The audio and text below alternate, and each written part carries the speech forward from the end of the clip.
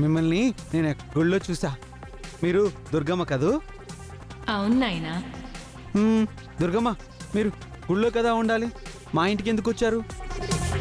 నీకోసమే వచ్చాను నాయనా. నా కోసమా? నాతో ఏం పని మీకు? నువ్వు నీ వాళ్ళు కష్టాల్లో ఉన్నారు కదా. అవును దుర్గమ్మ, నా సుందరి ఏ తప్పు చేయలేదు, కానీ తను తప్పు చేసిందని అందరూ అంటున్నారు. అందుకే నాయనా నేనొచ్చాను. దుర్గమ్మ, నా సుందరిని ఎలా కాపాడుకోవడం? నన్ను నమ్ముకో నాయనా. నీ వాళ్లను రక్షించి నీ కోరికల్ని తీరుస్తాను.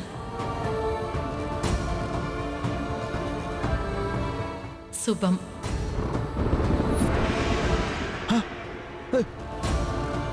దుర్గమ్మ, దుర్గమ్మ,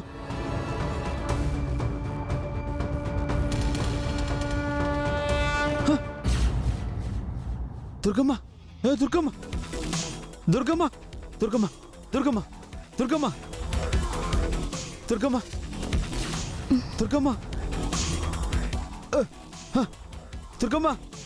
దుర్గమ్మ, దుర్గమ్మ, దుర్గమ్మ. బాలగారు, బాలగారు, ఏమైంది? ఏమైంది బాలగారు? దుర్గమ్మ వచ్చింది. దుర్గమ్మ ఏంటి? దుర్గమ్మ, దుర్గమ్మ వచ్చింది. దుర్గమ్మ ఇక్కడికి వచ్చింది. దుర్గమ్మ, దుర్గమ్మ, దుర్గమ్మ, దుర్గమ్మ. బాలగారు మిమ్మల్ని. దుర్గమ్మ ఏంటి? సుందరి, దుర్గమ్మ వచ్చింది. ఆమెని నమ్ముకోమన్నారు,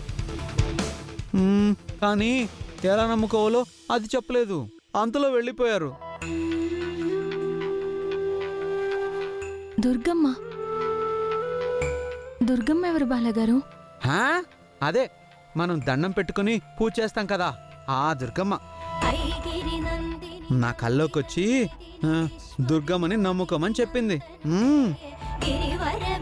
కానీ ఏం చేయాలో ఎలా చేయాలో అది చెప్పలేదు సుందరి.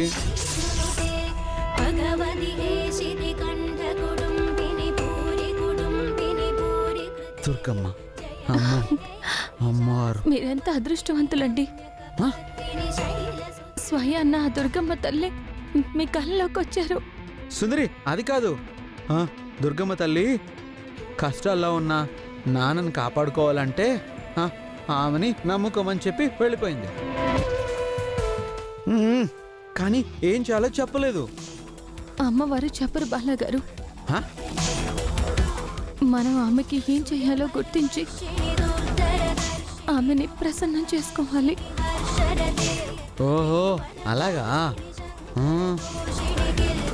అవును. సరే, మీరు వెళ్ళి పడుకోండి. మరి దుర్గమ్మ పడుకోండి, పడుకోండి బాలగారు.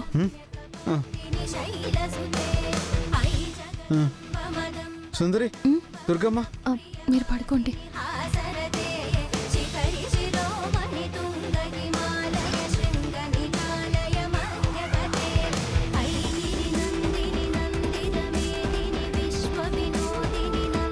రేపు గుడికి వెళ్తే అమ్మవారిని ఎలా నమ్ముకోవాలో తెలుస్తుంది. అంతే.